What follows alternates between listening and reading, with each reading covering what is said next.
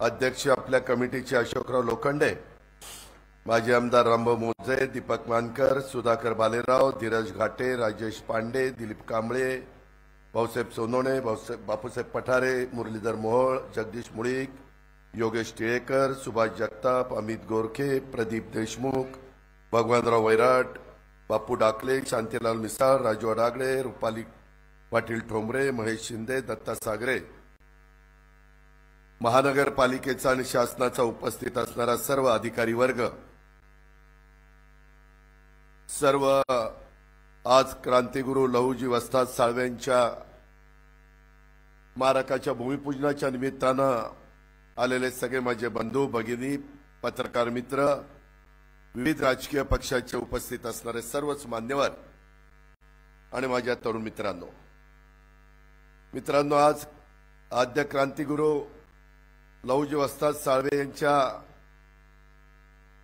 स्मारकाचा भूमिपूजन सोहळा होतोय, ही अतिशय आनंदाची बाब आहे। अशोकरावांनी सुरुवातीला सांगितलं की त्याला किती वेगवेगळ्या प्रकारच्या अडचणी आल्या, अनेकांनी आपापल्या परीनं ती अडचण दूर करण्याच्या करता प्रयत्न केला, परंतु वेळ यावी लागते आणि ती वेळ आजची आपल्याला सगळ्यांना पाहायला मिळाली।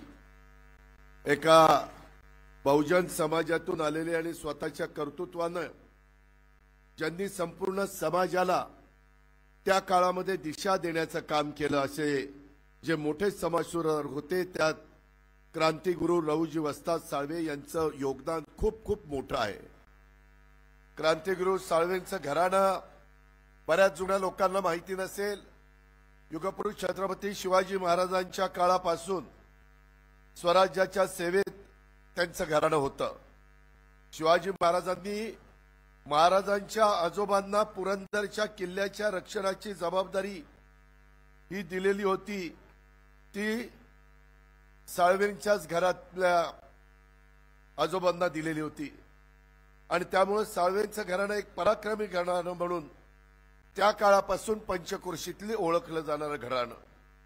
वस्ताद लहुजी साळवे शस्त्रास्त्र विद्येमध्ये अतिशय पारंगत होते। पुण्याच्या रास्तापेठ येथे युद्ध कला कौशल्य प्रशिक्षण केंद्र ते चालवायचे।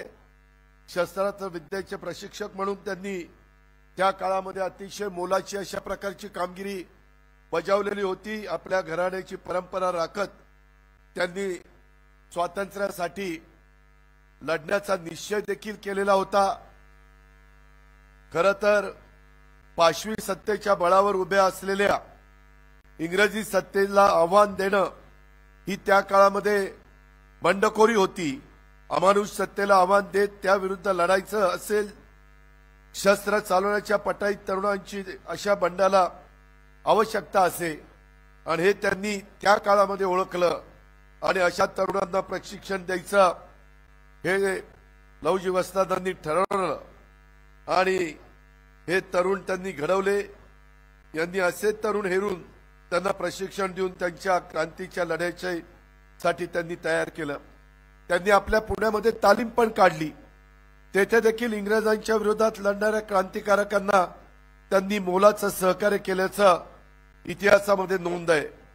आद्य क्रांतीवीर उमाजी नाईक असतील, वासुदेव बळवंत फडके असतील, यांना त्यांनी मोठं सहकार्य त्यावेळी केलं।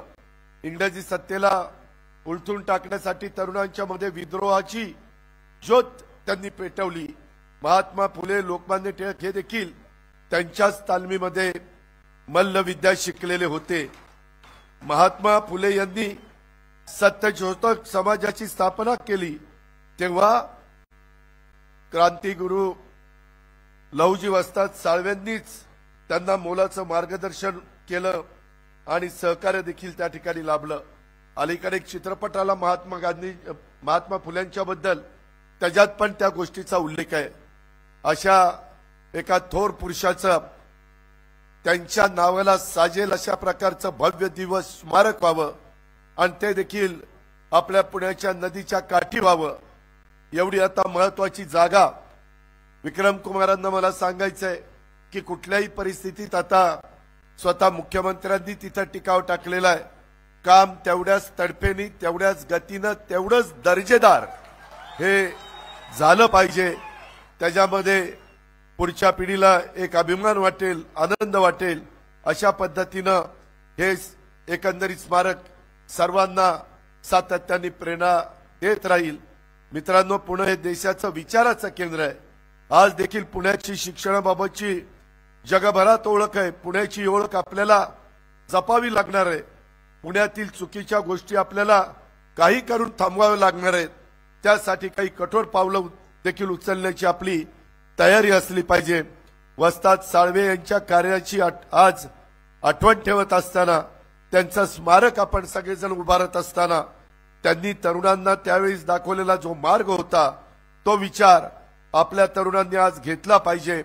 व्यायाम, शिस्त, अन्यायाच्या विरोधामध्ये लढणं आणि शिक्षणाने मेंदू बळकट करणं, हा वस्ताद साळवेंचा विचार आज तरुणाईसाठी महत्वाचा आहे, असं मला आजच्या दिवशी आपल्याला सांगावंसं वाटतं। आद्य क्रांतिगुरु लवजी साळवे, वस्ताद साळवे यांच्यासारख्या समाज सुधारक क्रांतिकारकांच्या बहुमूल्य योगदानातून आज आपला महाराष्ट्र उभा राहिलाय। त्यांनी प्रस्तावित कर्मठ व्यवस्थेच्या विरोधात दिलेला लढा किंवा त्या काळामध्ये घेतलेली अविश्रांत मेहनत, त्यांचं योगदान खूप म्हणजे खूप मोठं आहे।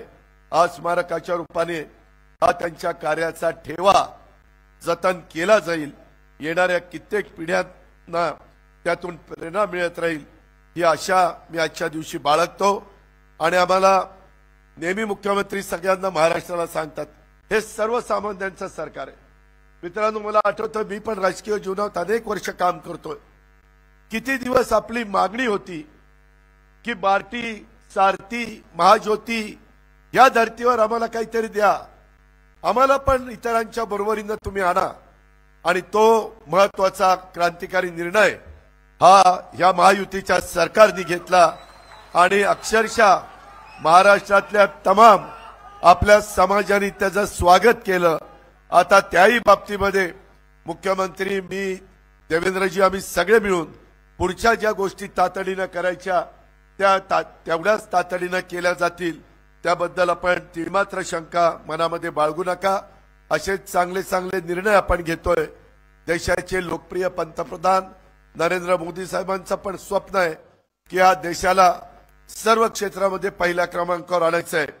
आज या स्मारकाच्या बरोबर उरळी देवाची क्रमांक 6, फुरसुंगी क्रमांक 9 आणि 10 ही नगररचना परियोजना, ही जी काही आज मुख्यमंत्र्यांनी त्याचा शुभारंभ केलेला आहे, त्याच्यातून पण गोरगरिबांना, इकॉनॉमी विकर सेक्शनच्या गरीब लोकांना आपण 5 ते 6 एकर जागेमध्ये चांगल्या प्रकारची घरं बांधून देतोय, तिथं उद्यानं करतोय। तुम्ही तर ती चित्रफित बघितलेली आहे। अशा पद्धतीनं ज्यावेळेस पंतप्रधान म्हणतात की पुढच्या काळामध्ये आपल्याला $5 ट्रिलियन अर्थव्यवस्था करायची, त्यावेळेस तुमचा माझा महाराष्ट्र, युगपुरुष छत्रपती शिवाजी महाराजांचा महाराष्ट्र, शाहू फुले आंबेडकरांचा महाराष्ट्र, क्रांतीवीर लवजी वस्तादांचा महाराष्ट्र, या सगळ्या महान नेत्यांचा महाराष्ट्र असताना तो महाराष्ट्र कुठल्या क्षेत्रामध्ये मागे राहू नये, अशाच प्रकारचा सतत प्रयत्न राज्याचे प्रमुख या नात्याने मुख्यमंत्री करतात। आम्ही त्यांना मनापासून साथ देतो। तुम्ही पण सर्वांनी उद्याच्या काळामध्ये लवकरच निवडणुका येणार आहेत, त्यावेळेस देखील नरेंद्र मोदींच्या पाठीशी 400 पेक्षा जास्त खासदार निवडून आणण्याचं काम आपल्याला करायचं आहे आणि त्याच्यातून खूप मोठा बदल हा देश पातळीवर आपल्याला घडून आणायचा आहे। ही पण बाब आपण लक्षामध्ये ठेवा। अशाच पद्धतीनं आपल्या महाराष्ट्रातले, आपल्या शहरातले वेगवेगळे विकासाचे प्रश्न आपण सगळेजण मिळून अतिशय तडफेनं सोडवण्याचं काम करू। या सगळ्या कामामध्ये ज्यांनी ज्यांनी योगदान दिलं, अनेकांचं योगदान, मी सगळ्यांची सारखी नावं घेत नाही, पण त्या सगळ्यांच्या बद्दल कृतज्ञता व्यक्त करतो, त्यांचे आभार मानतो आणि आपल्या सगळ्यांची रजा घेतो। जय हिंद, जय महाराष्ट्र।